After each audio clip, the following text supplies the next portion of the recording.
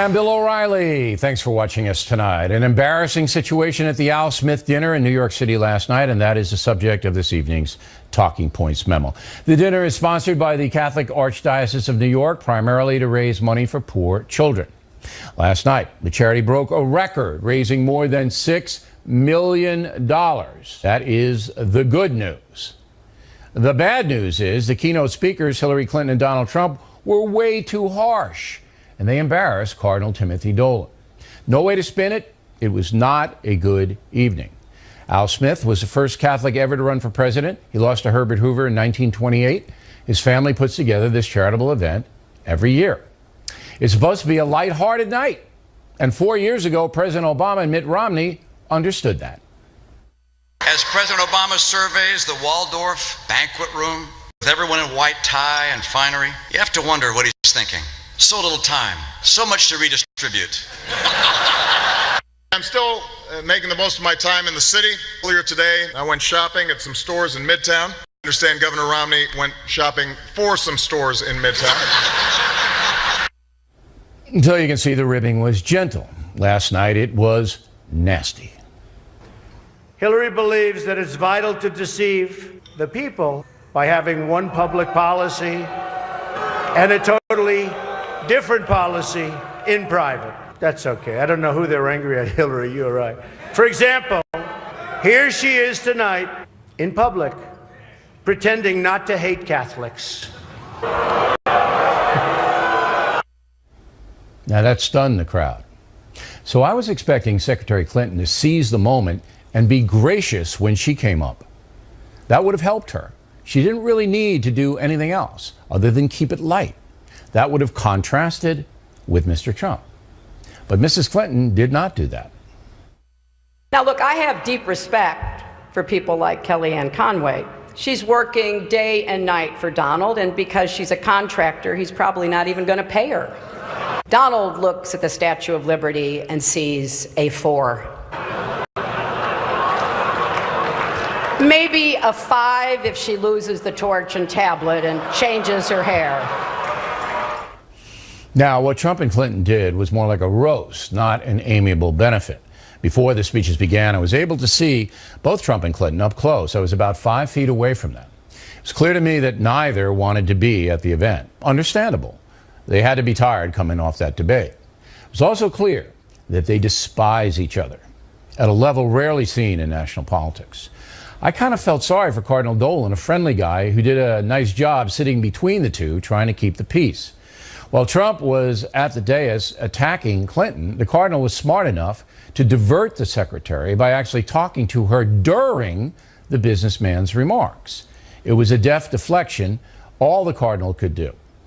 This incident will pass. It's not anything that will linger.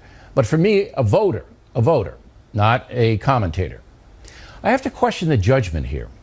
Both candidates had their scripts written for them. They saw what was happening, yet they chose to go the hard way. Why? Why? Again, the evening was to raise money for poor kids. That's it. Judgment is important for a president. And that's the memo. Now for the top story tonight, here is the man of the week, Fox News Sunday anchor Chris Wallace from D.C., who received many accolades, probably too many, for moderating the debate. Before we get to that, what do you think of this Al Smith thing? Very strange, isn't it? Well, I watched it live on Fox. It was strange. I've been covering these things since 1980. I remember Carter and Reagan.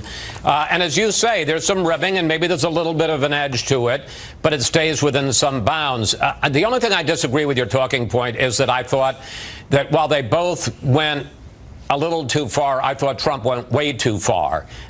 His comments about she's corrupt and she got fired from the Watergate committee and that she's lying because she's pretending she doesn't hate Catholics, that was really in bad taste. Clinton, maybe a little bit tough, but just up to the line.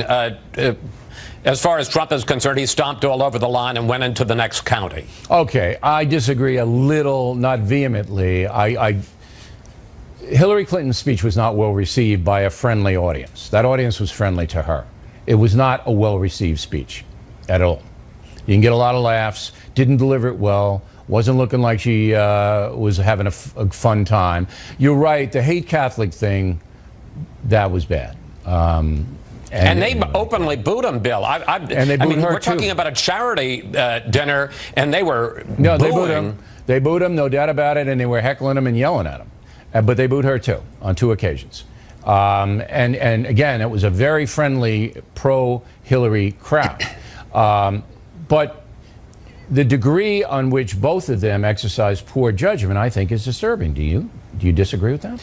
No, I completely agree. And and maybe to a certain degree, I was more shocked by Trump because he went first. And this was so far beyond the bounds. I mean, the clips you played of Romney and Obama from 4 years ago, that's the kind of ribbing you get at this dinner. Right. And look, people say, what difference does it make? It's a dinner. They all look foolish in their white ties.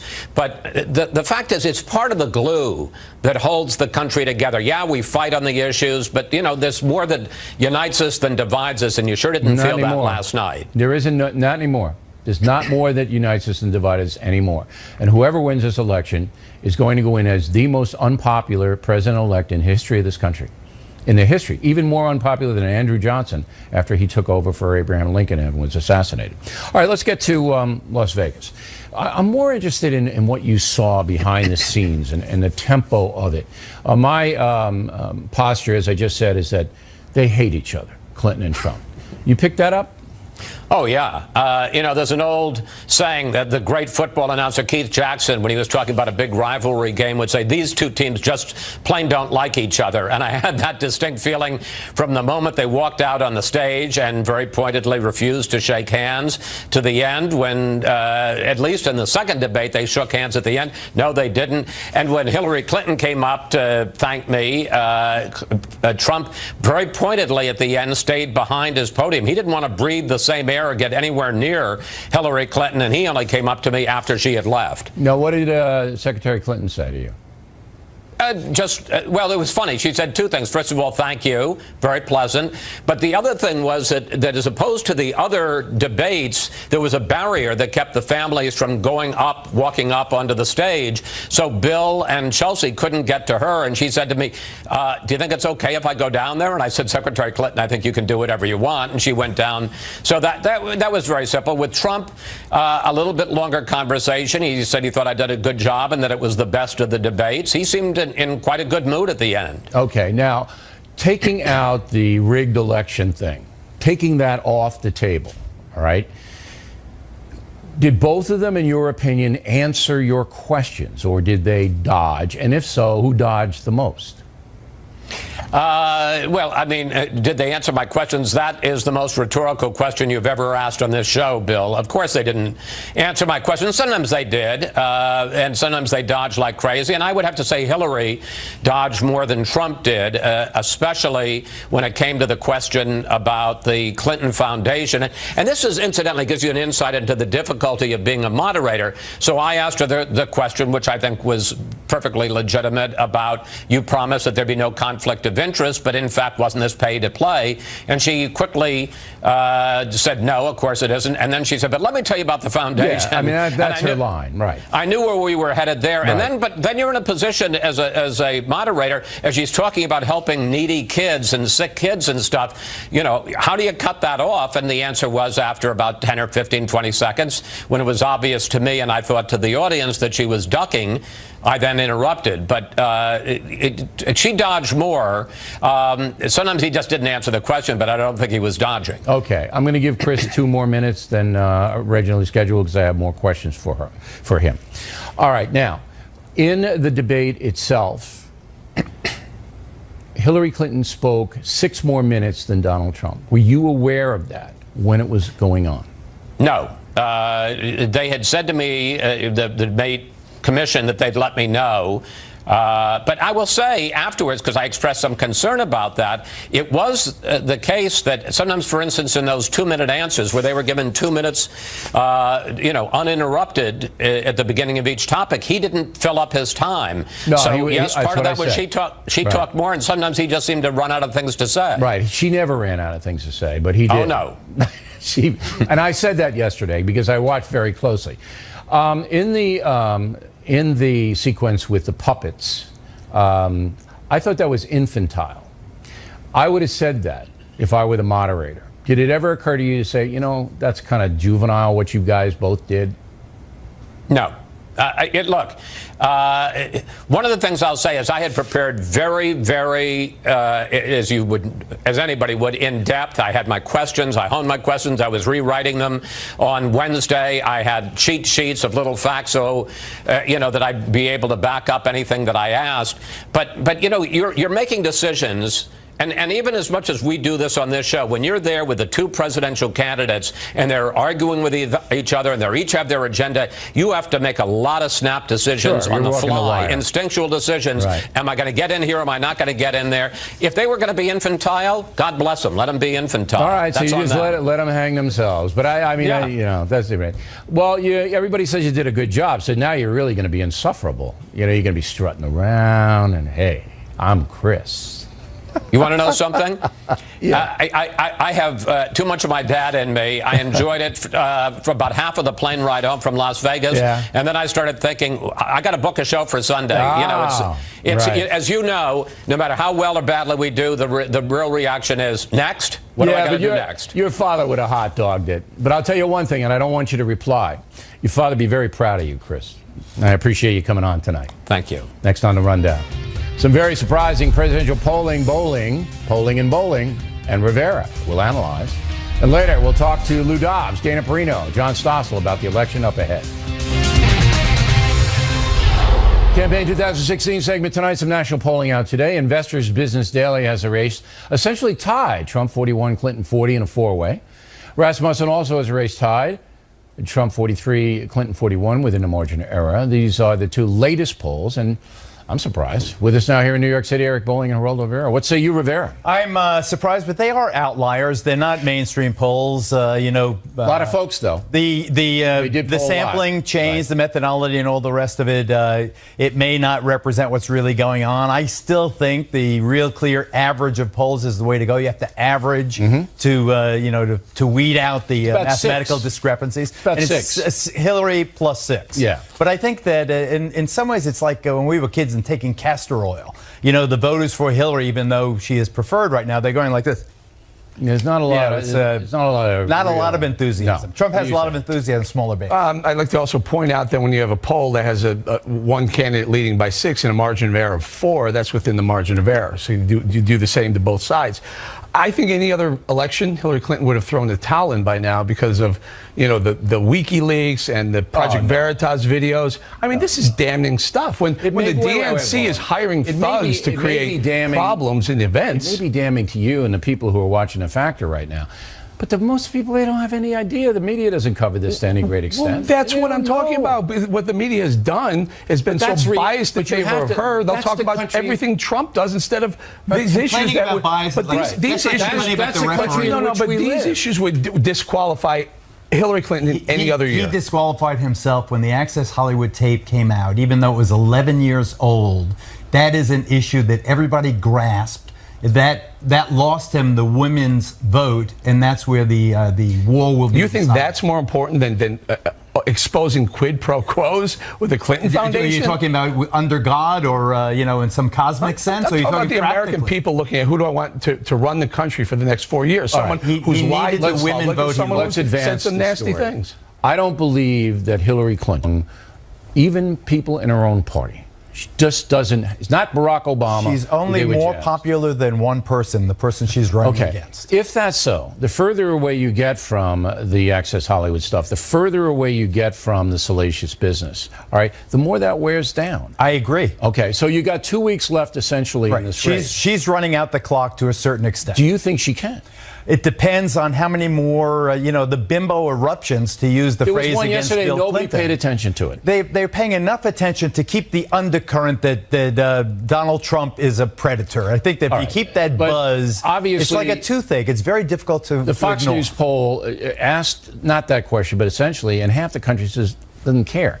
Do you think that within 2 weeks, all right, this race can change so that Hillary Clinton is behind when we go to vote. Of course it can change. How? What do you mean? Well, first of all, Donald Trump earlier today had a rally where he outlined some great ideas. If he sticks to the ideas, he talked about a national So you don't best, think the an perceptions American now best. are in stone? Bill, you just said it yourself. It's the American public has an attention span and a memory of about 5 minutes, let alone 5 days or 18 days left in the race.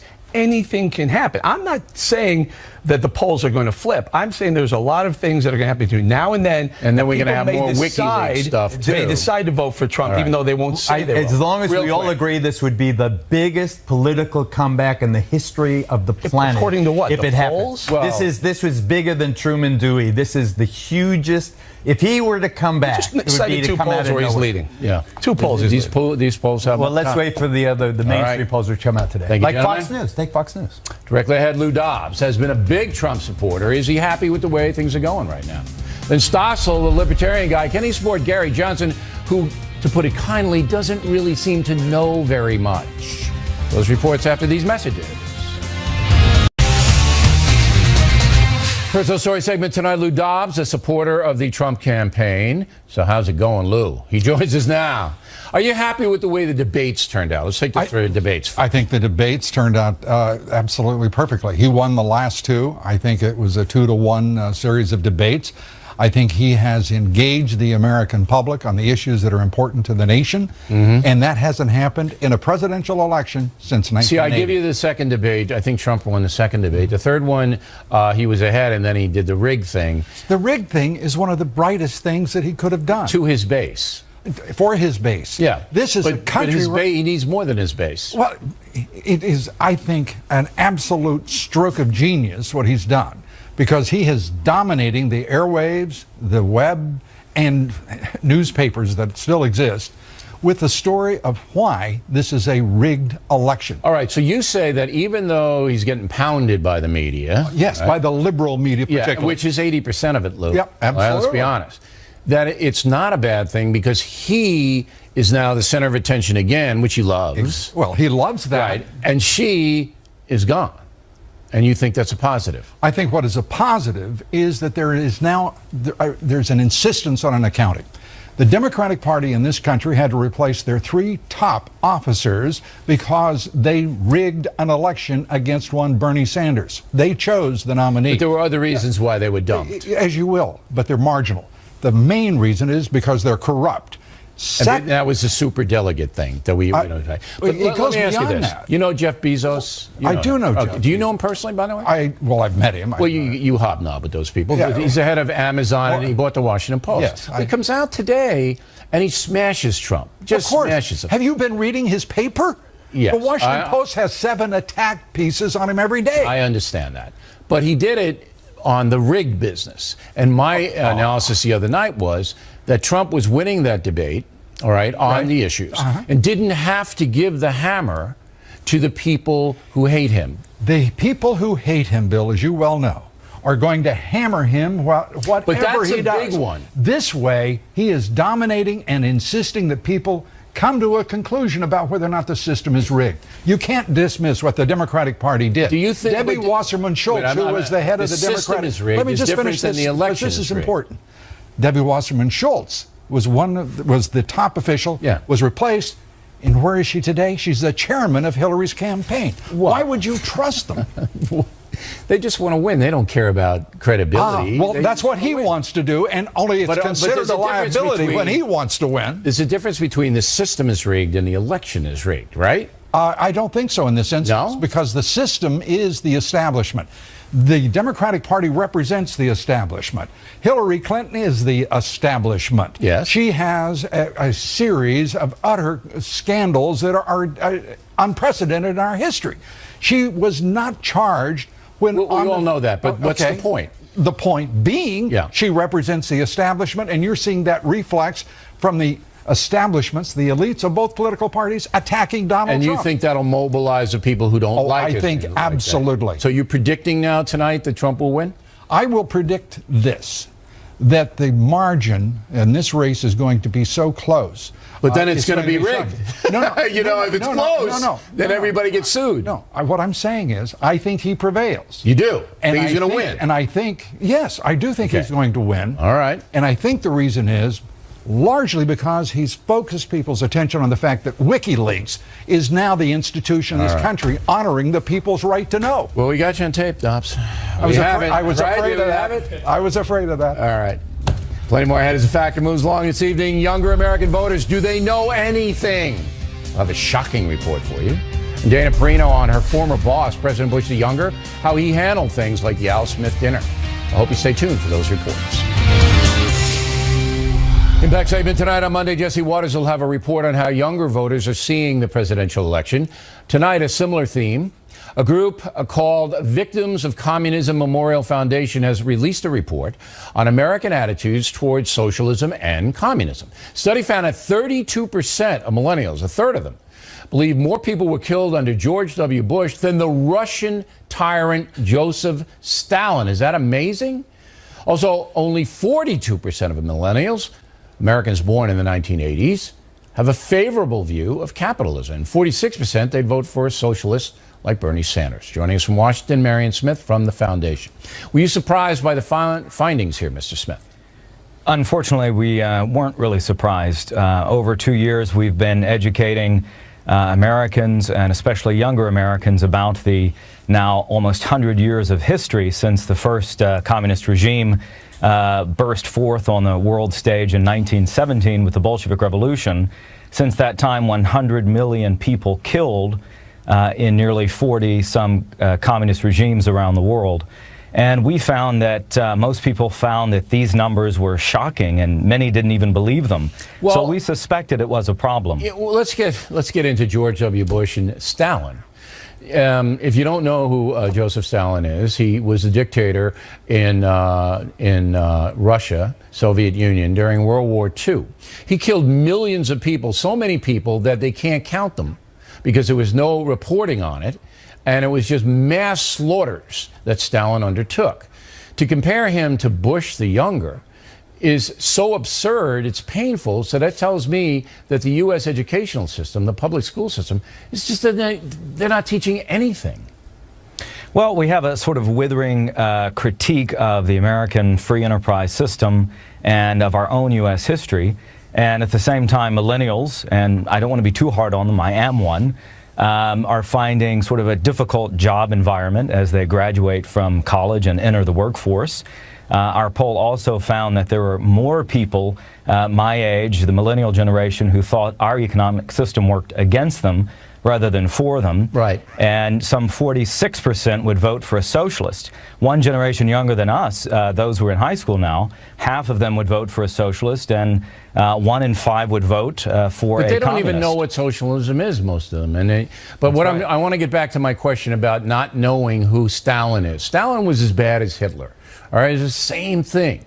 He just killed different groups of people, and it didn't get reported because there was no Allied invasion into Russia to expose these gulags.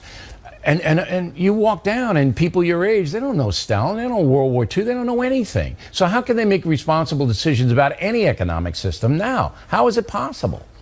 Well, it's right. I mean, what you see is a willingness to almost blow up our own system rather than try to perfect it and refine it. In favor of something that we don't understand, which is socialist systems, the ideas of Marxism. And it is a dangerous thing, especially because there's a sort of whitewashing of the term socialism, which really historically and intellectually is intertwined with communism. Sure. It's the same kind of government runs the show. Communism is more... they confiscate more, like the Castro brothers, as opposed to some socialist nations that don't confiscate property, but they confiscate income. Mr. Smith, a fascinating study. Thank you. When we come right back, Dana Perino on her former boss, President Bush the Younger, and how he handled personal attacks. And Stossel, can he vote for the Libertarian candidate who doesn't know very much? Moments away. Thanks for staying with us. I'm Bill O'Reilly. In the Factor Follow-Up segment tonight, as we told you in the Talking Points memo, the Al Smith dinner last night here in New York was embarrassing, as both Clinton and Trump did not get into the true spirit of things. In 2000, then candidate George W. Bush, running against Al Gore, attended that dinner. Thank you all very much. This is an impressive crowd, the haves and the have-mores. Some people call you the elite. I call you my base. The guy on the elevator, we're coming down. He said, "Say." I said, "Yes, sir." He said, "Anybody ever tell you look like George W. Bush?" I said, "Yeah, it happens quite a bit." He said, "Sure must make you mad." Perfect, right? Here now, Dana Perino was White House press secretary under President Bush. Quite the contrast, huh? Yes. The humorous speeches are some of the hardest ones to give, and President Bush put a lot of effort into it. There were White House speechwriters, of course, but sometimes for like a White House Correspondents' Dinner or a roast like the Al Smith dinner, you go to a separate speechwriter, maybe outside, and contract it out because it's such an important one. And the goal is to make everybody feel comfortable and to have that moment of levity. And you see the people behind, and you can hear the out loud laughter, those belly laughs. That's kind of what you want to go for, to make everyone feel comfortable and enjoyable. And last night, apparently, that's not what you saw. No, not at all. Did he, President Bush, have input into the speech? Did he? Yes, and he spent a lot of time actually practicing those speeches. So he practiced them. So the State of the Union speech, that's one where you would go into the family theater that's in the East Wing of the White House, and he would get up there and he would deliver the State of the Union, and I always like, okay, stop. You know, he might, as he was going through and saying it out loud, edit, but he did the same for the humorous speeches because those were the most. Those are some of your most important minutes. Because I don't believe, well, I think Hillary Clinton rehearsed hers. I don't think Trump rehearsed his. Right. Because the timing's important. Well, he was looking at, you can see it, he was very rarely looking up. He was just reading everything. She was a little bit more. But as I said in the talking points memo, and I don't want to belabor the issue, but this is about judgment. They saw this. They knew what these lines were, both of them, you know? And anybody was, you know what, that's not what this is about. You don't want to embarrass the cardinal. And it was funny because like President Bush the younger and not, he was always appropriate. Now I know he had the training from his dad and his family and a traditional, and you got to cut Trump a little slack because he hasn't had none of that. He's a hard scrabble guy in real estate. It's a big difference. But President Bush to me was always appropriate. And I remember my interview with him in the Oval Office. You weren't working for him then. Tony Snow was the guy. No, I was working there. I was the deputy. Yes, okay, I was behind the scenes. You were hiding. Well, I'm pretty short. But I kept pounding Bush about why don't you fight back about these people who are sliming you and slandering you? Why do you continue to take it? Because then it becomes in the public a truism. And he just said, look, it's not my job. I don't respond to that. Well, in the press, and I remember watching you at the time, and I would ask myself, like, why aren't we punching back harder? Yeah. But partly it was that when I was at the podium giving the press briefing, and Tony Snow felt the same, that if you were saying something that you thought George W. Bush would not be proud of, you swallowed it. You didn't say it. And I remember after I left the White House, I gave a speech to a large group in Washington, D.C., and I told a joke about President Obama that I thought was funny, and all of my friends would have laughed. My husband would have thought it was great. And no one in the room laughed. And it made me feel, I still feel uncomfortable about that moment, and I've never done it since. Okay. And mentioning President Obama, he's one of the best at giving those kinds of funny speeches. Now, he's a little edgier than Bush the younger is. Do you remember, and you did a segment on this not too long ago, when President Obama gave the White House Correspondents' speech after the whole birth certificate issue, and Donald Trump was there. Trump, right. And Donald Trump was not happy about being treated that way. You can make a point in these speeches, and you can get news out of them, but hopefully what you do is be respectful to the cardinal, raise money for the kids, and have a moment of levity that tries to lift the country up. The Correspondents' Dinner is a little bit different than the Al Smith dinner. The Al Smith dinner is just fun. Correspondents' Dinner, yeah, they want to make their points. Yeah, they won't like that. All right, Dana. And I want to plug your book. Dana Perino, everybody, has a new book. It's about a dog. All right? It's called Let Me Tell You About Jasper, How My Best Friend Became America's Dog. There's Jasper. You can tell. He's got makeup on, Jasper, sitting next to Dana. Now, you're going to like the book. It's available everywhere, so please check it out. All right. Stossel on deck. As you know, he's a libertarian, but can he vote for Gary Johnson, who doesn't really know very much? Stossel is next.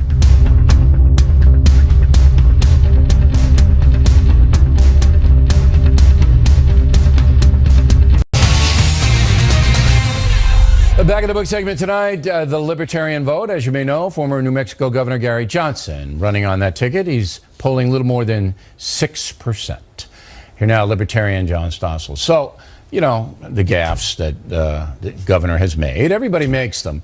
But those were big gaffes, especially the one about, you know, the question was, give me any leader, foreign leader you admire. Anyone. And he couldn't do it. So you can't vote for him, can you? Yes. Well, you can? I can't vote for the other two. No. They're bad people. Really? You think they're both bad people? Yes. Really? Dark hearts, huh? Well, both are ruthless, ambitious, ignorant, selfish, grasping, power-mad people. Wow. That makes them bad people to me. Good night, everybody. I know we can't do the show anymore. All right. So now you say Johnson doesn't know anything, but that's unfair. No, he doesn't. He looked dumb in those situations. No, he doesn't know anything about foreign policy. Nothing. All right. Well, libertarians don't want to try to run other countries. Okay, so that's good. So if you vote for him and he wins, which is going to happen, but say he did, and then he gets into office, ICE is the happiest people in the world. They're the happiest campers ever because Gary Johnson doesn't know what to do with them. He's not going to get involved, as you just said, all right, with them. They're going to do whatever they want, and then we'll just have to take it. Unfair. He's not going to create new terrorists by bombing every country, as Hillary wants to do and Trump may want to do. And he will have people with foreign policy expertise in charge. But he won't do it because his philosophy as a libertarian is we don't intervene overseas. Let them do what they want. We intervene if we're attacked. Right. All right, otherwise, so we wait to be attacked, which we certainly will be. All right, and then he has to find out where Aleppo in Syria is. He doesn't even know where it is. He knows where it is. That question came out of nowhere. They were talking American politics, and suddenly he says, so what are you going to do about Aleppo? And he thought it was dog food. Well, I would have thought, what, a leopard? Okay. I mean, it came out of cut him that Mars. slack. And notice I didn't use the clip to embarrass him. I didn't do that to the governor. I appreciate that. I'm covering the slack. But when you say to the guy, give me one foreign leader that you respect and why, and he can't give you one, that means he knows nothing. He just Zero. couldn't pull up a name. Okay. What he should have said is, we don't admire foreign leaders. Name. That's like saying, give me one movie star that you think is talented. Oh, on the spot, when you admire, most of these guys are also power mad. Okay, as a libertarian, we don't. Winston Churchill or somebody. They ask living. Well, then he says, I don't like any of the living, but I like Winston. Could have done All that. right, now. All I know about Gary Johnson is he ran New Mexico okay. They're not thrilled with him down there, and he's not going to carry the state, all right? But he was all right. And then he likes pot. He's a pot guy. That's pretty much it, right? What else is there to recommend him? A two-term governor in a Democratic state, elected, who's not going to carry that state this time around. Well, now people vote for the Republican or Why? Democrat. If they love him, because why it's habit in America. Oh, stop. And maybe he'll carry the state. He won't. He vetoed 700 bills. He had a good fiscal record. He knows more about governing and growth than Trump or Clinton do. Yeah.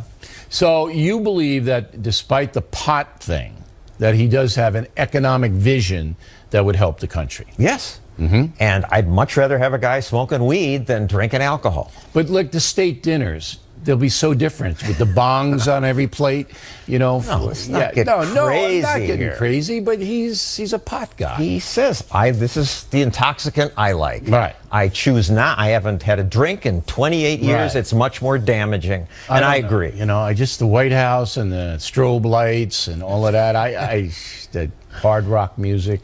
Better than Donald and Hillary by far. Stossel, there he is, everybody. And you can catch him on the Fox Business Network right after The Factor, 9 p.m. Factor tip of the day. I'm taking my own advice on smear merchants. The tip, moments away.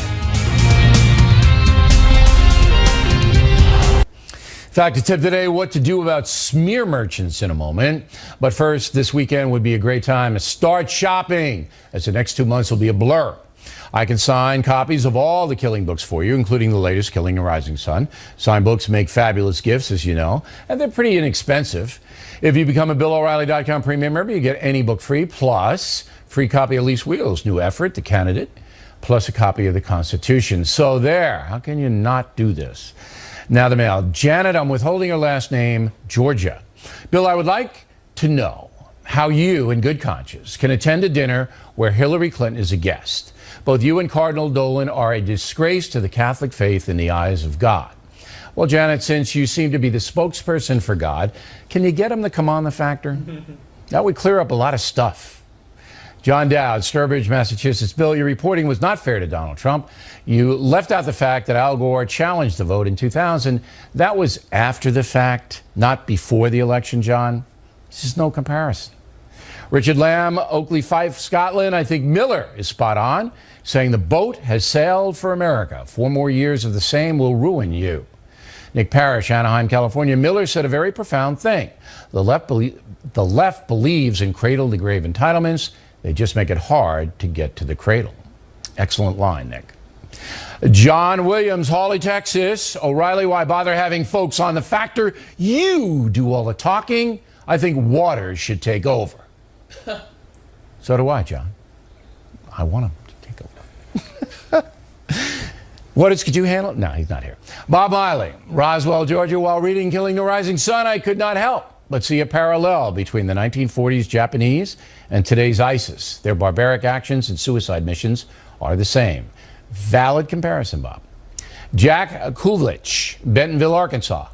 Could not stop reading Killing the Rising Sun until 1 a.m. I felt like I was with the Marines as they invaded Iwo Jima and Okinawa.